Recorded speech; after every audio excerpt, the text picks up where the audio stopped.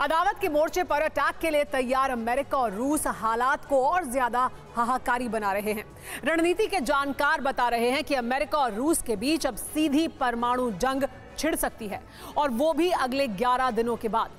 यानी आने वाले महीने में जो अमेरिका ने 1945 में किया था, वो रूस या अमेरिका में से कोई भी कर सकता है।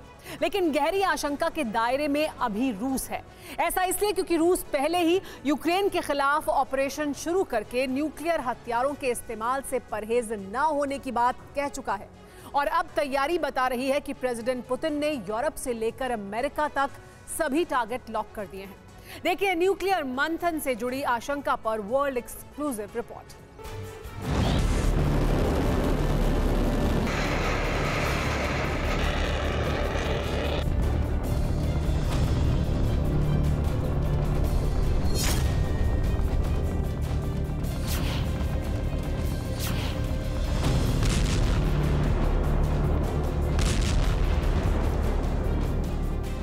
न्यूक मंथ करीब, 11 दिन बाद हिस्ट्री रिपीट।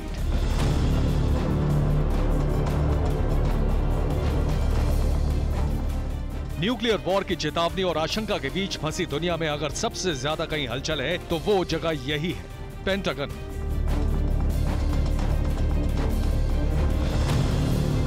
जहां न सिर्फ अमेरिका की रक्षा के लिए फैसले लिए जाते हैं, बल्कि दुनिया में अमन कायम करने के लिए सारे फैसले यही होने का दावा भी किया जाता है। लेकिन इस वक्त हालात ये है कि पेंटागन को ऑपरेट करने वालों में शुमार हर पावर की कट ऑफ के तौर पे है।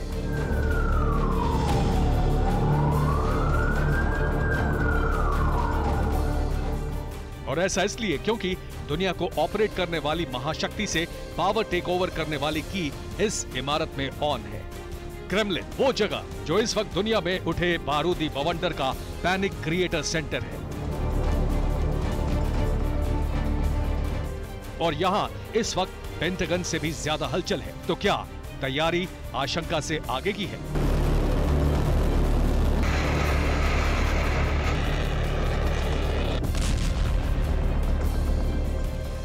अमेरिका और रूस के बीच तनाव बहुत बढ़ गया है, और इस आशंका के बीच सिर्फ परमाणु हथियार ही फिट बैठ रहे हैं। ऐसा इसलिए क्योंकि दुनिया भर के थिंक टैंक्स ने इस तनाव को लेकर चेतावनी जारी की है कि पुतिन ने अपने टारगेट सेट कर दिए हैं, लॉक कर दिए हैं।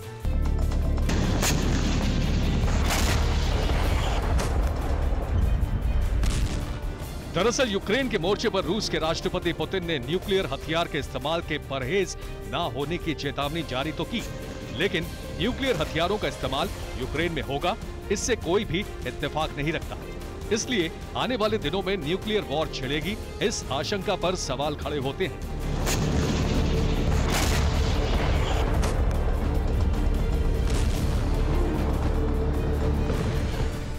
सवाल यह है कि क्या रूस के न्यूक्लियर वेपन्स के निशाने पर अमेरिका है? क्या रूस न्यूक्लियर हथियार सीधे अमेरिका पर दागेगा, या फिर रूस पहले अमेरिका के रक्षा कवच में महफूज देशों को तबाह करेगा? कहीं ऐसा तो नहीं कि रूस यूरोप से लेकर अमेरिका तक एक साथ न्यूक्लियर अटैक करने वाला है?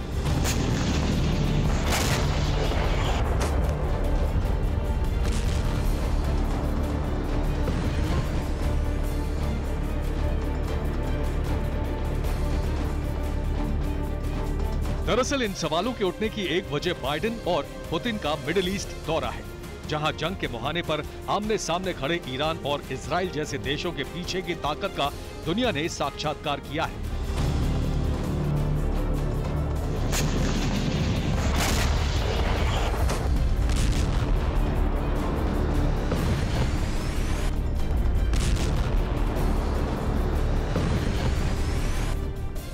जाहिर है इजराइल को ईरान के खिलाफ जंगी हालात में अमेरिका से मदद का पूरा भरोसा मिला होगा, तो दूसरी तरफ ईरान के मंसूबों को कामयाबी की दहलीज पर पहुंचाने के लिए रूस ने भी मदद का हाथ आगे बढ़ाया होगा।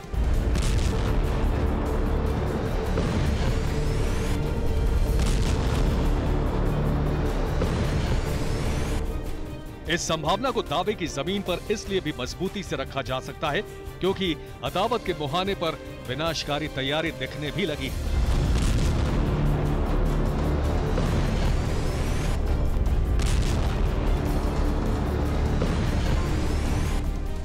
मिडिल ईस्ट दौरे के बाद अमेरिका के लिए रूस ने न्यूक्लियर चेतावनी जारी कर दी है। चेतावनी जारी करने के लिए रूस ने सुपरसोनिक Tu-160 बॉम्बर का इस्तेमाल किया है।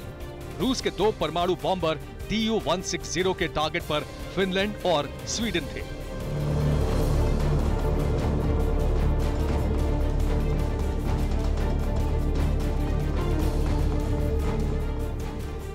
यानी रूस की तरफ से अमेरिका को खुली धमकी है कि जिन्होंने नेटो की सदस्यता के लिए आवेदन किया है, उन देशों को पूरी तरह से तबाह करने की तैयारी रूस ने कर ली है।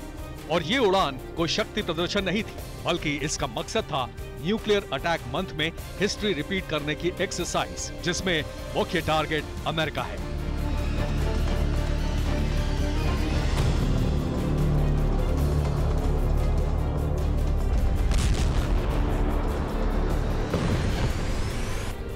ऐसा क्यों कहना सही है, इसे Tu-160 न्यूक्लियर बॉम्बर की ताकत के विश्लेषण से समझिए।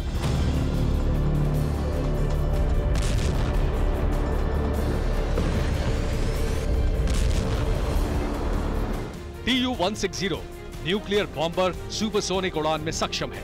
ये बॉम्बर हाइपरसोनिक मिसाइल भी दाग सकता है। रूस का ये व्हाइट स्वान 39,916 किलोग्राम के हथियार ढोने की ताकत भी रखता है।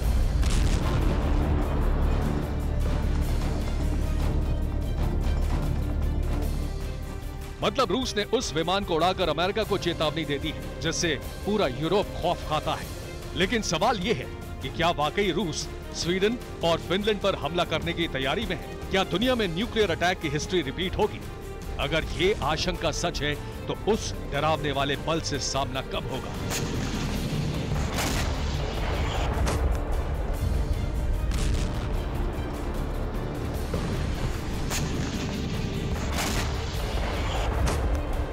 इस धमाके की तस्वीर आपने कई बार देखी होगी। इस त्रासदी को झेलने वाला अकेला देश जापान है।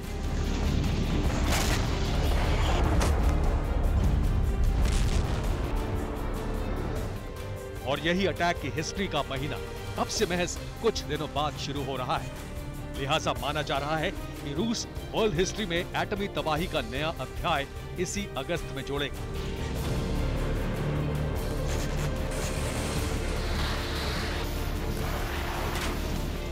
दावा किया जा रहा है कि रूस अमेरिका के बीच जल्द ही न्यूक्लियर जंग छिड़ सकती है। वहीं जंग के मोर्चे पर आमने सामने 2 पक्षों के कई देश होंगे, लेकिन मुकाबले में न्यूक्लियर टक्कर अमेरिका और रूस के बीच होगी। और इस न्यूक्लियर जंग की वजह से कई देशों के तबाह होने की आशंका है।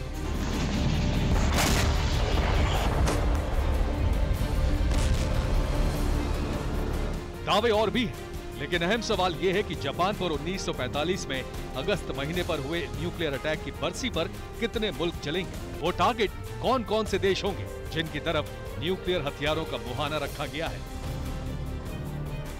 दरअसल अमेरिका के निशाने पर सिर्फ रूस, चीन और पाकिस्तान हो सकते हैं, लेकिन रूस के करीब 6000 न्यूक्लियर हथियारों के टारगेट पर कई देश होंगे। लेकिन इनमें फिनलैंड, स्वीडन, पोलैंड, ब्रिटेन और अमेरिका अभी से निशाने पर है।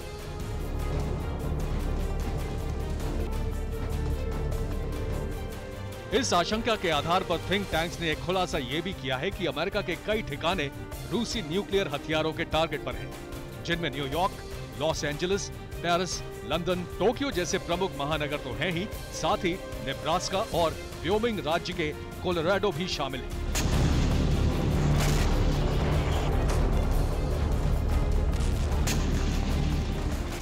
दावा यह किया जा रहा है कि रूस के न्यूक्लियर हथियारों के निशाने पर अमेरिका के वो ठिकाने हैं जहां अमेरिकन मिसाइल्स रखी गई हैं, लेकिन यह रणनीतिक आधार पर किया गया दावा है। आने वाले दिनों में रूस के रणनीतिक आधार पर और क्या-क्या संभावनाएं हैं, इसका खुलासा भी जल्द हो जाएगा।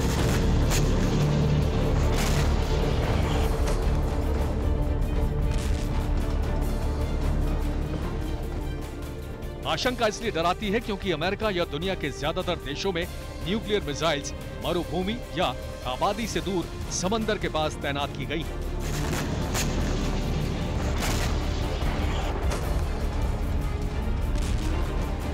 लेकिन जैसे ही नाम कोलोराडो का आता है, तो आबादी पर परमाणु प्रहार का संकट मंडराने लगता है। और ठीक ऐसे ही हालात ब्रिटेन के मोर्चे पर भी हैं। रूस 3 मिनट में ब्रिटेन को ध्वस्त कर सकता है और ब्रिटेन को रूस की सरमट 2 मिसाइल टारगेट करेगी।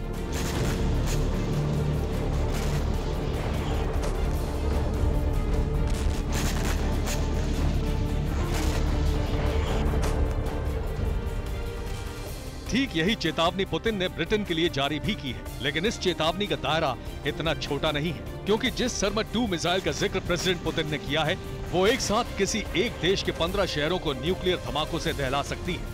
ताकत की एक झलक देखिए। सरमट मिसाइल का वजन 208 टन है, इसकी लंबाई 35.5 मीटर है, मिसाइल का व्यास 3 मीटर है, वहीं ऑपरेशन रेंज 18,000 किलोमीटर। ये मिसाइल एक साथ 15 न्यूक्लियर वॉरहेड ढो सकती है।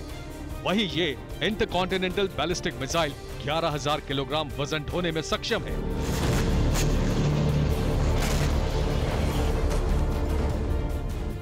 यानी सब कुछ तय है। रूस के न्यूक्लियर अटैक के इरादे बन चुके हैं। अमेरिका की जवाबी तैयारी भी तय है और अब इस जंग का समय भी तकरीबन तय ही मान लीजिए। फिर भी हालातों के आधार पर बदलती रणनीति के नजरिए से समय को लेकर दावा नहीं किया जा सकता।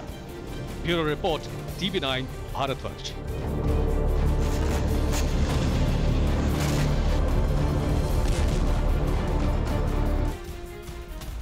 इस वक्त की बड़ी खबर आपको बता दें, यूक्रेन के साथ जंग पर रूस का सनसनीखेज बयान सामने आया है। रूस के विदेश मंत्री ने कहा सिर्फ ईस्ट यूक्रेन टारगेट नहीं है। रूस का मिलिट्री टारगेट सिर्फ ईस्ट यूक्रेन नहीं कहा है लावरोव ने।